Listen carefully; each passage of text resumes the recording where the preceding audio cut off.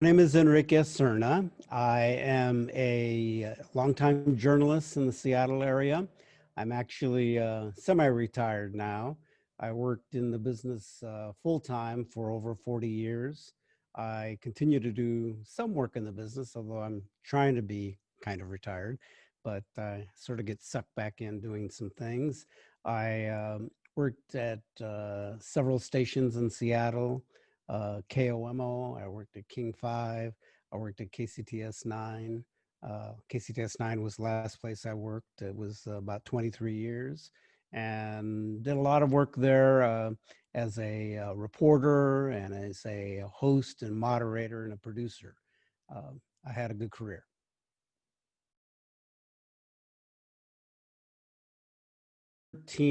While working at KCTS 9, the public station in Seattle, I was given the opportunity to produce a documentary about Latinos in Washington State. The program was called Latinos, Changing Face of Washington. And I was actually really honored to be able to do it because I was going to have an opportunity to tell the story of my family that came here in 1946 from Mexico and settled in the Yakima Valley.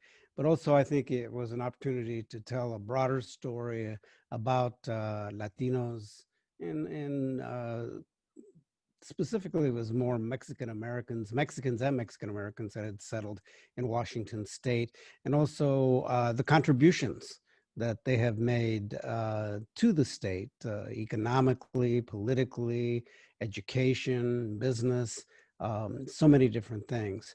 So I was able to use my family history to tell the story about the decision to come here and to settle into Washington State, to make a life here, like a lot of immigrants, looking for a new opportunity, looking for an opportunity. My parents that wanted us as their children to have an opportunity to live in a country that would give them the opportunity to go to college and build a life and a career. And and I also wanted to tell the story of the people in my community so that others would know who they are and the contributions they make. And so that it would also kind of, you know, create some understanding of the contributions that Latinos have made to Washington State, which have been huge and continue to this day.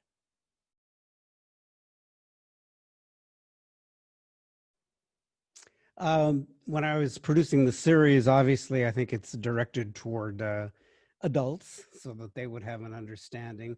But I also thought about how this would play to young kids, um, like my nieces and nephews. And I come from a very large Mexican American family.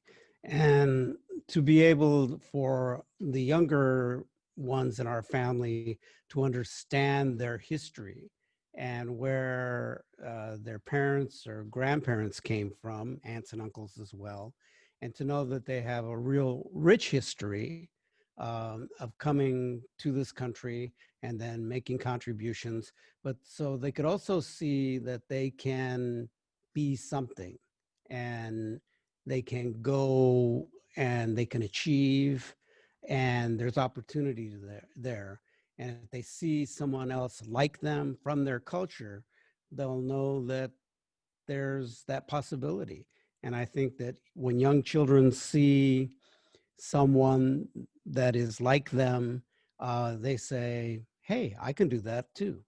And so that was the one thing that I really wanted to convey to children, that your family, your aunt, your uncles, your grandparents, your parents, cousins, they made big contributions to this state, and you have an opportunity to do that too. It's been 7 years since I did that documentary, but much of what I covered in the documentary still applies today. Um, and I think that you can especially see it in this time of a pandemic, and also as we're trying to come to grips with race in our country today.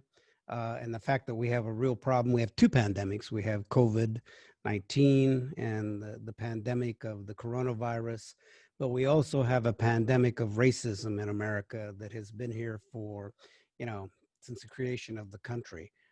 With slavery of African Americans or people from Africa that were turned into slaves here, to the treatment of many people of color not really being included in America, even though, you know, America has this promise and idea that everybody would be created equal. So we still are facing those challenges, and some of the issues that I covered in that documentary still remain difficult today.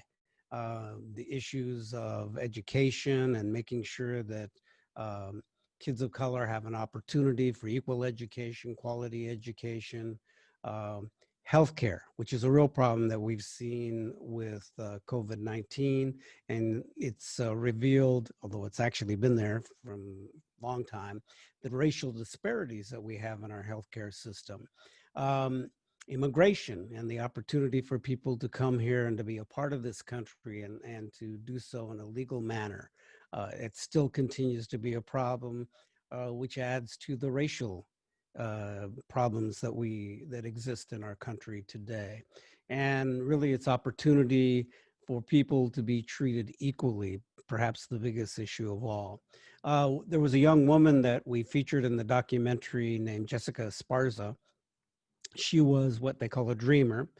She'd been brought here as a young girl by her parents, and you know they were not documented, and she was not documented either. But yet she had a desire to become a nurse.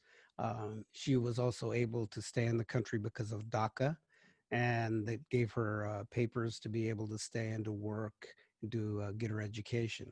Well, she wanted to be a nurse, and she is a nurse today. It's probably one of the best stories in that whole documentary. But she today works at a hospital in Wenatchee, Washington, Central Washington Hospital. And of all things, I mean, she is a registered nurse and she works in the ICU and she deals with COVID patients. And I've had an opportunity, we stay in touch, and I've talked to her numerous times and actually even interviewed her for a podcast that I do. And she talks about, you know, kind of being in this state of yet being under DACA, questions about that, yet she is an essential worker on the front line saving lives. So there's a real interesting situation there. Um, and I know that these are really tough times for her because she's working in a situation where she's risking her life, but she's trying to save lives. And, you know, she is about as much of an American as I am because I was born here, because she is, you know, helping our country. She is the ultimate essential worker and just a wonderful person. And to see that happen, and you know that there are so many others like her from other countries. So much of what we covered then still applies now.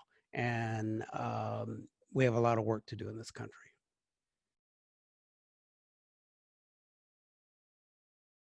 Kindness is wearing a face mask so that you protect yourself, but more than anything else, you're protecting others. You don't think so much, I don't think anyway, you should think so much about yourself. Obviously, you want to be protected, but you wear a face mask because you want others to be as safe as you are, and you don't want to get the virus, you don't want to become ill, you don't want to spread it to anybody else.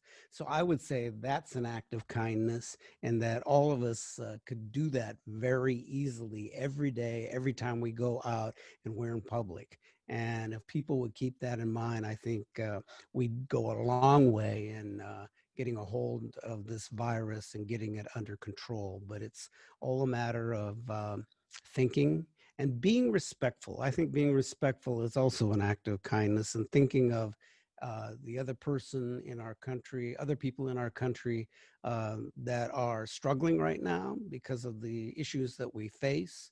And I think we need to really think long and hard about what it takes to be respectful so that we can break down the divisions that we have in our country, which are too big. and there's too much of a gap, and it's not necessary really, because the bottom line is that we're all human beings. You know, we all bleed red, and we all, in many ways, have the same issues. But we will not be able to get through this time, because this is not just happening here in America. This is a global situation that we're facing right now.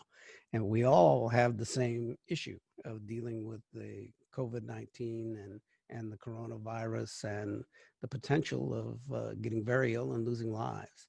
And I've had family members that have died from COVID and become very sick. I don't want to see that happen to anybody. I don't care, you know, what divisions or what disagreements we have. But I think if we take the time to think about each other and realize that we have an opportunity to bridge the gaps of division, that's a major act of kindness. And just think about how you want to be treated and treat the other person that same way.